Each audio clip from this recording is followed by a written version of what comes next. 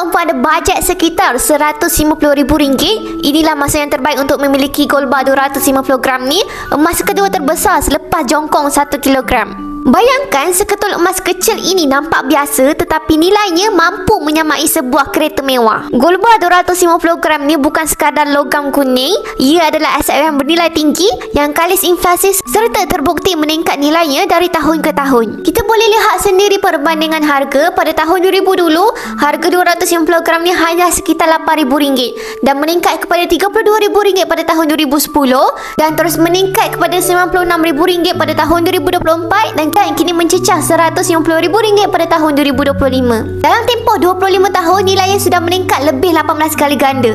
Bayangkan pula berapa harga gold bar 250 gram ni menjelang tahun 2030. Pasti jauh lebih tinggi daripada sekarang. Emas sangat sesuai untuk simpanan jangka masa panjang kerana ia melindungi nilai wang kita daripada inflasi. Walaupun nilai mata wang jatuh, nilai emas kekal kukuh dan diiktiraf di seluruh dunia. Tambahan pula, gold bar 250 gram ni sangat mudah disimpan, tidak memerlukan surat pemilikan dan boleh dibawa ke mana-mana sahaja tanpa sebarang risiko besar. Jadi jangan tunggu harga makin naik baru nak bermula. Jika tuan-puan ada bajet yang besar, boleh terus memiliki gold bar 250 gram pada hari ini.